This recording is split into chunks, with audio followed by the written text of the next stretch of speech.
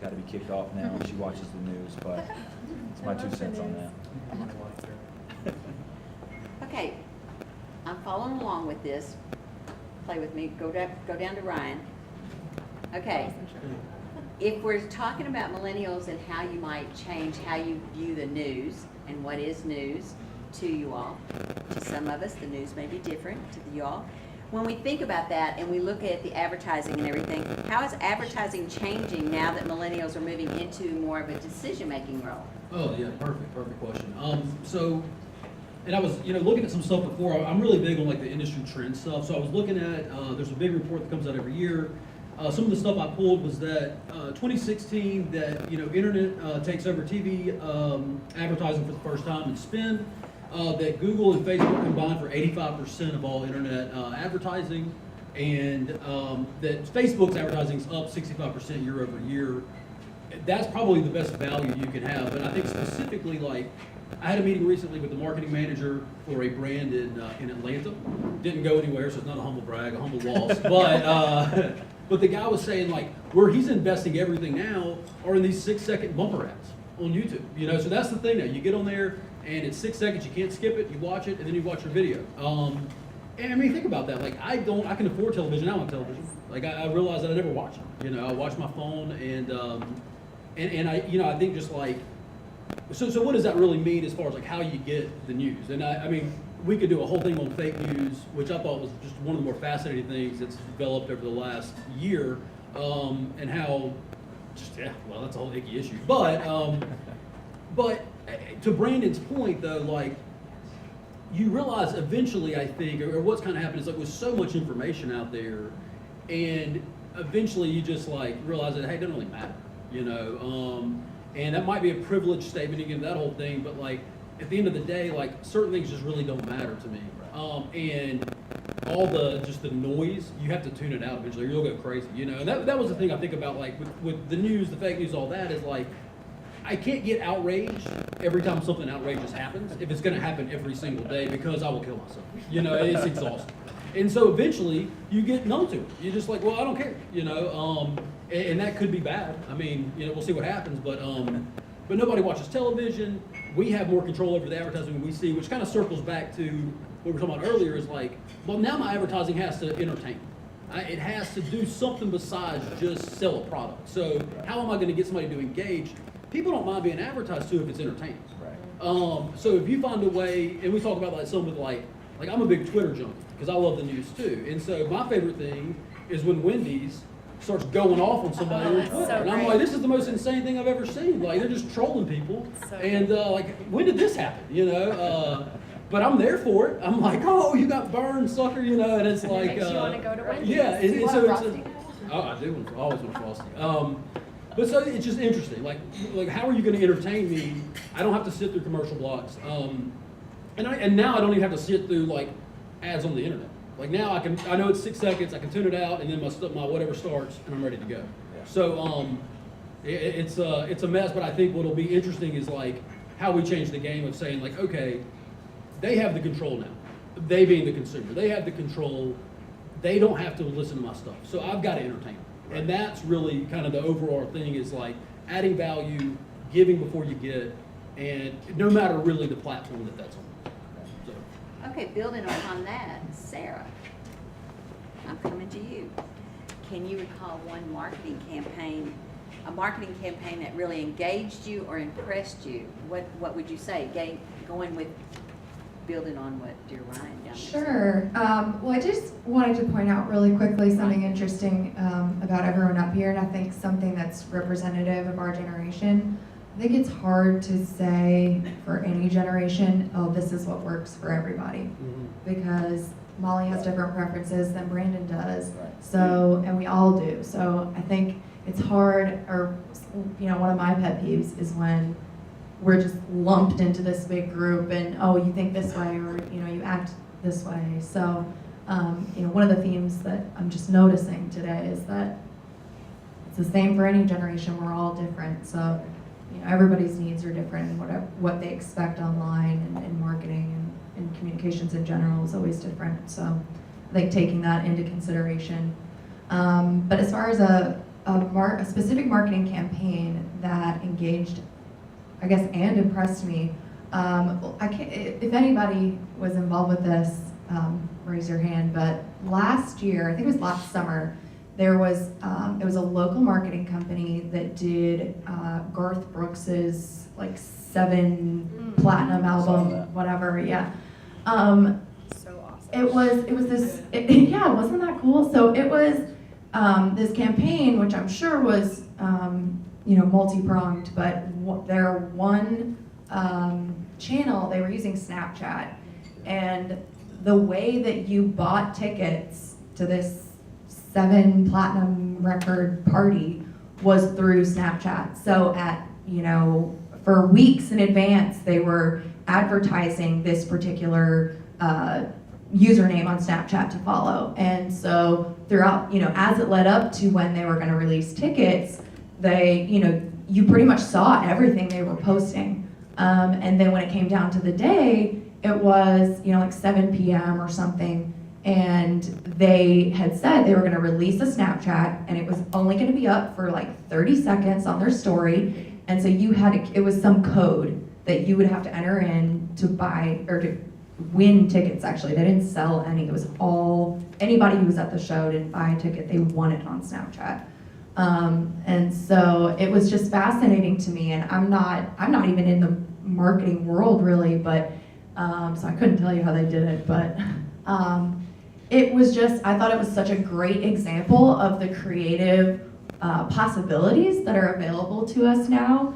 That you can, it was at Ascend, so I can't even imagine how many tickets were won, through that. But they gained so much traction for not only that event, but for anybody that they were, advertising on Snapchat leading up to it. So it was just really impressive, and I think that it showed me it's sort of a reminder that we're not limited to the traditional tactics that we've been limited to in the past. There really is so much opportunity with these new platforms and new channels. So. Thank you. I was gonna say something about that as well. That campaign, no, I didn't win tickets, but I tried. But it was funny to me because as I was watching the news that week, they were talking about how like other generations were not happy with the campaign because they don't have Snapchat, and they were just targeting millennials and those folks that use Snapchat on a daily basis. And I remember asking my parents, and they're like, well, we want to go, but like, I don't know what that is, and how do I get tickets? So it was funny to me that they got a little bit of negative feedback, on the news, but that would be something to consider next time. Something like that. Not everyone has Snapchat, but it was a really, really cool, unique. Oh, and leading up to the ticket sales, they also did advertising of Nashville in general. They would show you behind the scenes at the Country Music Hall of Fame and the Bluebird, and it was just really cool. And how Garth Brooks came, he sang one night at the Bluebird, and then he got discovered, and it just had all these restaurants and bars and stuff about Nashville. So it was really cool. I'm sure for the visitor center and all that as well. Right. So. They brought up a good point that I just want to talk about. I think Sarah was the one that mentioned this, that she wasn't really sure that she wanted to be lumped into the group of millennials because we do have such a broad, we've already given 4 different opinions about the same thing, and they're all lumped in that category of millennials. How many have heard about the new label they put on a group called, I think it's perennials is what they're calling them, where they're not actually, they don't want to be millennials, they don't want to be baby boomers, they don't want to be Generation X and Y and Z and Q and R, because they are who they are. They don't really fit a specific group. I am a baby boomer because I am about to turn 62 years old. That makes me right in the middle of that group. I'm the one that teaches this group, so it's interesting to me to hear 4 different opinions on how an ad should be and how they gather their news. And then we've got one down there saying you need to entertain, and I'm thinking, oh my God, I can't wear a top hat in class.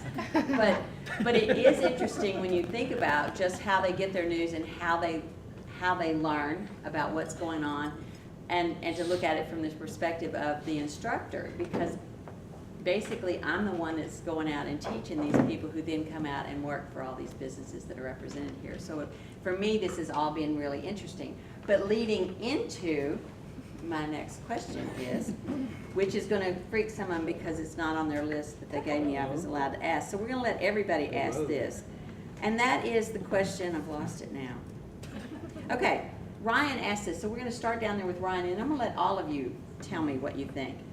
How can working with millennials improve the work for which you're responsible? Oh, that's a great question. So I have, I don't know, 4 or 5 people that are millennials that work under me.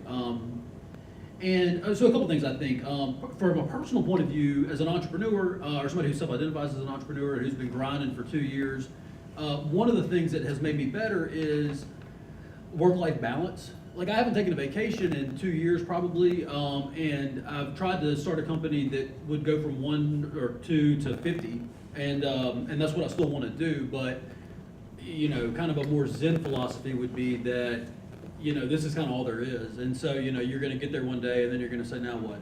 And so I think kind of the people that work for us are very good at having lives outside of work, and that's something we very much prioritize, and I'm trying to imply that to myself more.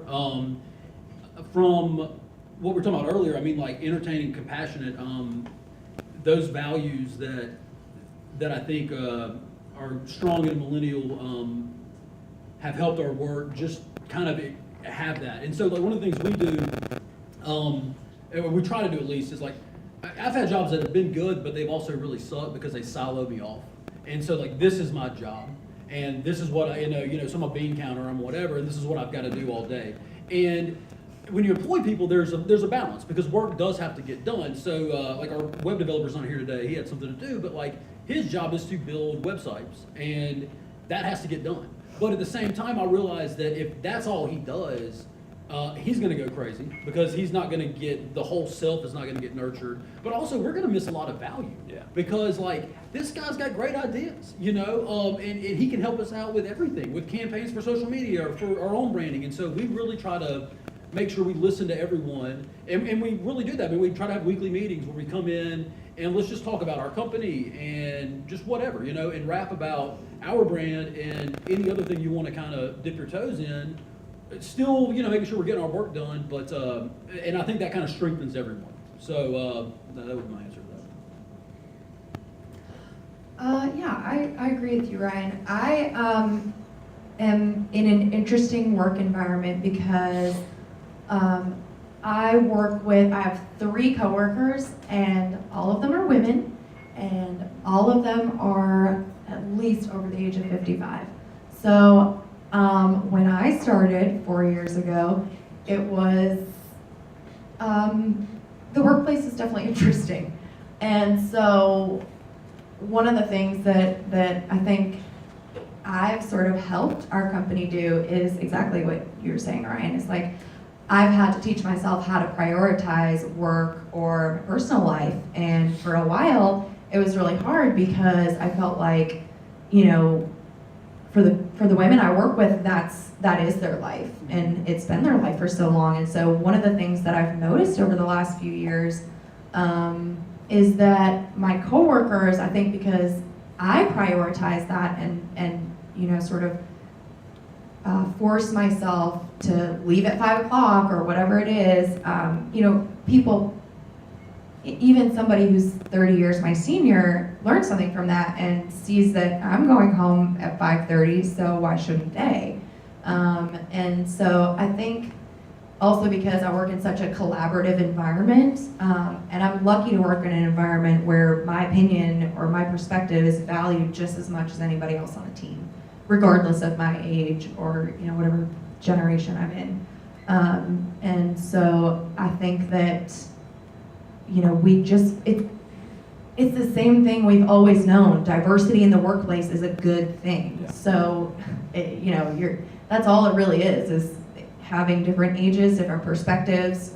I would love to have some males that worked at my company. any kind of diversity I think is good, and that's really the value I think of having millennials in your workplace. So kind of piggybacking off of what Sarah just talked about, the biggest thing for me in the diversity of the workplace is just trust. And I know we talked about it earlier, but when I am in a meeting with multiple people and I get to say my opinion or whatnot, like, it makes me feel great that they trust me, that I know what I'm talking about, I can deliver results and help them with whatever the project might be. That being said, I think we're held accountable to do those things, and I think being millennials, like, we can work our hours and be done and not think about it at night, but that's not true for everyone. So it's like, we have to hold our standards high the same way, so that we gain your respect and we gain your trust, but we want you to trust us and we want you to respect us as well. So I think it's just a two-way street, but just at HCA, like, it's awesome because there are so many different people that work at HCA and there's so many different age ranges. I was hired with like 30 other 23-year-olds back in the day, and that's amazing to me that a company would trust that many 23-year-olds to be the next face of their company. So we've come a long way. We're 28 now, we're still there.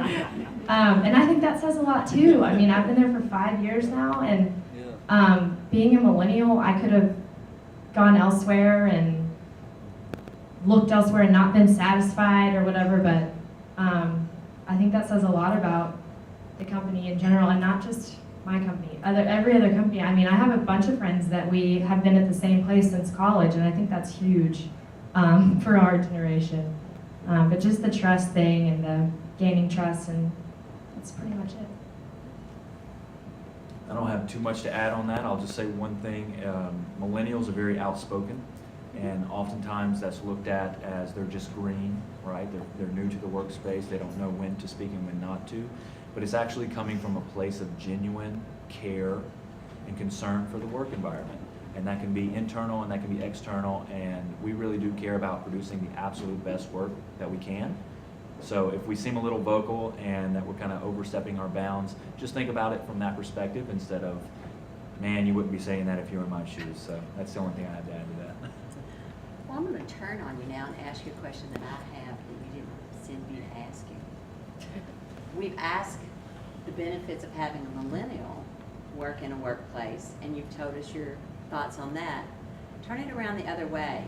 What benefits do you gain as millennials by having the other generations be prior to you be part of the workplace? What do you gain from having that generational difference in your organization? We'll let you start. Thanks for putting the pressure on me. I think it's paramount. You have to have someone with experience. So what millennials have, maybe we have great ideas, maybe we know technology, maybe we know social platforms, maybe we know how to reach and add value in ways that other generations don't. But what we don't have is the experience in that segment and in that industry. And we are always going to need someone who's been doing this for X amount of years, whoever it may be, to say, love the idea, let me show you how that might play out in execution or in the real world. So we need that, and then we also need other generations to help be our champions, right? We don't often have the role for responsibility or have the authority to make certain choices within the organization. And somebody that does, usually millennials are smart, and we find a brand champion for ourselves that we kind of nudge in behind and ride up, right? But you have to have that person who believes in you at the beginning, and someone that's dedicated to that job, that has been within that industry specifically for multiple years, is going to be your greatest asset, because you're going to bounce the questions, the ideas off one another. And like I said, everything millennials have, we just don't have the experience. And I think that's the most valuable thing that you can have in any work environment. Yeah, I would say exactly the same thing. I mean, again, off of that, another thing that I look for with working with someone from a different generation is them being a mentor to me. We have so, I mean, like you said, there are some people that have been in their roles for 30 plus years, and that's incredible. Obviously, they know the in and outs of the company, and they know the in and outs of whatever their role might be, and that's just so valuable in being new to the workplace and just learning some of the things that they do and some of the things they don't do, and even as a person, you know, they can teach you how to be more professional, or you know, getting to work on time. Like there's just things that are so more valuable to someone. Like, I'm just thinking of my dad, who's been at his job for so many years. Obviously there's a reason that they like their company, and so you can only gain like extreme insight from that. Yeah, I definitely agree with what Molly and Brandon have said. I would say I have a weird work environment. So I actually, it's really funny, this is totally not millennial of me, but I'm terrible with technology, like so bad. And I work with a woman who's in her mid-50s, and if anything is going on with my computer, I mean, she's not in IT or anything, but if anything's going wrong with my computer or my phone or whatever, I go to her. So, you know, I think that part of what I've loved about where I've worked is that, you know, especially I think for all of us in the room as communicators, so much of what we do now is digital. But what I've really enjoyed is understanding sort of the history of print-based publications and how that has influenced our digital platforms today. And so even, you know, the technologies that we didn't even grow up with, but were sort of budding as we, you know, were kids, I've gotten to learn about. And so I've gotten to learn this sort of history of the last, you know, 20, 30 years in publishing and in communications, where you kind of always have to understand that history to be able to move forward and be productive moving forward. So that, I think, is one of the most valuable things that I've experienced working with different generations in my workplace. I don't have much to add. I would say, like, well, I'm the oldest guy in my company, so You are? yeah. I think. I mean, I don't know everybody's birthday, but anyway, but mentorship has been huge, and I'll be really quick. I know we're running out, but mentorship. So one of the most important things I think I ever did was latching on to, in this case, older gentlemen who had a lot of business success and life success, and were really stringent and strict on me to say, like, listen, you've got to prioritize your wife and your kids and your family, and you have to look at the whole picture. And these gentlemen have been paramount, I think, in any the small success we've had or that I've had, is that. So anyway. I thank all of you for all your insight. It's been really, really great. I do want to say one last thing. I have not forgiven the millennial who sold my 84-year-old parents a smart TV and made my life miserable.